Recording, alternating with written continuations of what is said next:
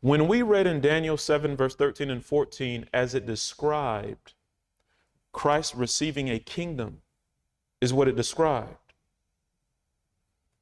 This kingdom is through conversion. This kingdom is through conversion to the truth, even the present truth that involves the judgment hour message.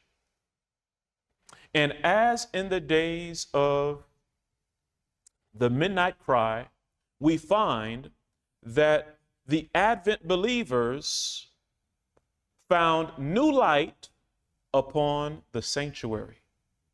And as they found new light on the sanctuary, they realized that the judgment had already begun when they found that truth. As it was in the midnight cry, so shall it be in the days of the loud cry. The truth concerning the advancement of the judgment has already begun, and many did not know it, as the Adventist believers did not know the judgment had begun in 1844 until after Samuel Snow and others found the sanctuary truth.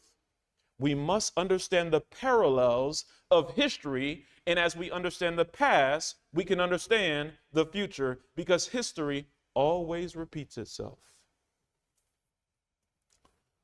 Ecclesiastes 3:15 and Ecclesiastes 1:9 make this very clear. So with that foundation, let us now turn to Isaiah chapter 3. Isaiah chapter 3. Notice what the Bible says as we pick up in verse 12.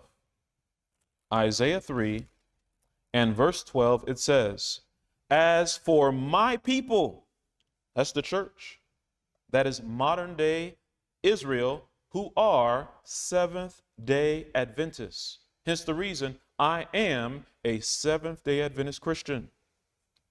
It goes on to say, "As for my people, children are their oppressors, and women rule over them. O my people, they which lead thee cause thee to err and destroy the way of thy paths. The Lord standeth up to plead and standeth to judge the people. The Lord will enter," notice this, "the Lord will enter into judgment with the ancients of his people and the princes thereof, for ye have eaten up the vineyard, and the spoil of the poor is in your houses." God has a problem with the leadership hoarding the money that should be used for the forwarding of his work. So he exposes it here in verse 14 at a time when women are ruling. Now, were women ruling in 1844, in 1863, in 1888? There were no women pastors or women elders or women usurping authority over men in the church. But in 2024, or even previous to 2024, we see that that is happening. Now, today is August the 3rd, 2024. And we have the discussion of not just one or two, but hundreds of women pastors in the Seventh-day Adventist Church, which should never be, because 1 Timothy 2 and 3 are very clear concerning the qualifications for a bishop or pastor or elder. Or we can also use the book of Titus that makes reference to leadership in the church. So therefore, God is making it clear that at a time of judgment, there will be women ruling. When we look at that in connection with Exodus 12 and verse 12, there it said God would execute judgment upon man and beast at a time where God is dealing with the forehead and hand, as we see during Passover. So what is God saying? God is not just judging individuals in the church, he's also dealing with nations at the same time. Judgment on man and beast. Therefore, we can understand now that it's not just the ruling of women in the church that God has a problem with, it's also ruling in nations. And at that time, we can expect God will judge America. So at a time where Kamala Harris is replacing Joe Biden, as we've discussed in previous presentations, many of you saw this sermon from 2022, which was in July of 2022.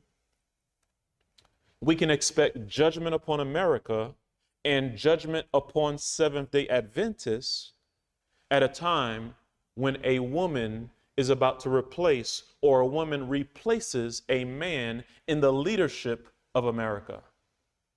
So it's not just judgment upon the church, but judgment upon man and beast. What is a beast in Bible prophecy? It represents a nation, according to Daniel 7, verse 17, and Daniel 8 and verse 20. A beast or an animal in Bible prophecy represents a nation. All the Protestant reformers agreed upon that point. Martin Luther, John Huss, John Wesley, the leading Baptist pastors like Roger Williams, all agreed that a beast represented a nation in Bible prophecy.